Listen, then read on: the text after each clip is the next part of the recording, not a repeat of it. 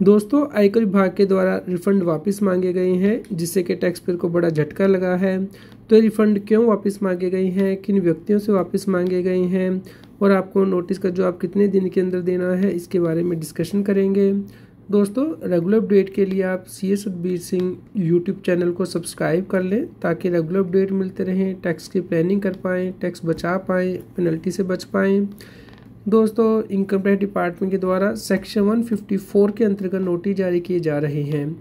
दोस्तों, सेक्शन 154 का मतलब है कि यदि इनकम टैक्स डिपार्टमेंट से कोई गलती हो जाती है तो उस केस में वो रेक्टिफिकेशन कर सकता है। तो यहाँ पे वो मोटो रेक्टिफिकेशन की गई है। असेसमेंट ईयर 24-25 में जिन व्यक्तियों को गलत रिफंड दिए गए हैं उनके लिए इनकम टैक्स डिपार्टमेंट ने रेक्टिफिकेशन ऑर्डर जारी किए हैं।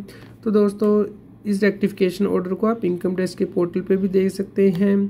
लॉगिन करके पेंडिंग एक्शन में जाके ई प्रोसीडिंग के अंतर्गत आपको इस प्रकार के नोटिस दिखाई देंगे।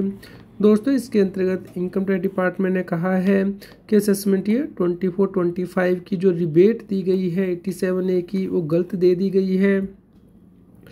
दोस्तों, बहुत से लोगों ने शॉर्ट टर्म कैपिटल गेन से रिबेट क्लेम की थी लास्ट ईयर। इसके अलावा क्रिप्टो करेंसी की इनकम से या फिर जो ऑनलाइन गेम उन्होंने खेली है उससे उन्हें इनकम हुई थी, तो उसकी उन्होंने रिबेट क्लेम की थी। दोस्तों, अगर 7 लाख रुपए तक इनकम है तो आप रिबेट क्लेम कर सकते हैं, लेकिन इनकम टैक्स डिपार्टमेंट का कहना है कि रिबेट आपको नॉर्मल रेट की इनकम से मिलेगी, स्पेशल रेट की इनकम से नहीं मिलेगी। जैसे कि ऑनलाइन गेम से नहीं मिलेगी। अगर आपका उस पर TDS कटा है वो आप रिफ़ंड क्लेम नहीं कर सकते हैं। इसी प्रकार जो शॉर्ट टर्म कैपिटल गेन आपको शेयर से हुए हैं उस पर भी रिबेट नहीं मिलेगी। तो अगर इनकम टैक्स डिपार्टमेंट ने इसका रिफ़ंड आपको दे दिया है गलती से, तो उसके लिए अब ये ऑर्डर जारी किए जा रहे हैं, नोटिस जारी किए जा रहे हैं और इनकम टैक्स डिपार्टमेंट ने जो पहले इंटीमेशन भेजा था उसे रेक्टिफाई किया जाएगा। तो दोस्तों, आप यहाँ पे देख सकते हैं ये रीज़न बताया जा रहा है, रिफ़ंड को वापस मांगा जा रहा है। तो दोस्तों, इसका जवाब आपको 15 दिन के अंदर करना होता है। जब आपको ये मिल जाता है नोटिस, तो आप इंश्योर करें कि इनकम टैक्स के पोर्टल पे लॉगिन करके आप जवाब ज़रूर दें। तो दोस्तों, पेंडिंग एक्शन के अंतर्गत आप ई प्रोसीडिंग में ये नोटिस देख पाएंगे और यहाँ पे आपको बताया जाएगा कि आपको कितना रिफ़ंड दिया गया था, कितना अलाउ किया जा रहा है। हालांकि दोस्तों, आपको टोटल इनकम सेम रहेगी, लेकिन जो 87A का रिबेट है वो टैक्स पेयर को नहीं दिया जा रहा।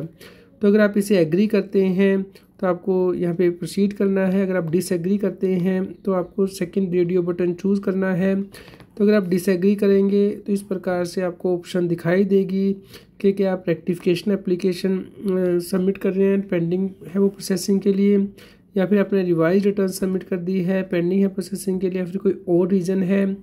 तो दोस्तों, अगर आप इसे कंफर्म कर देंगे, एग्री कर देंगे, तो आपकी जो रिफ़ंड आपको मिला है वो एडजस्ट किया जाएगा या उसे रिकवर किया जाएगा।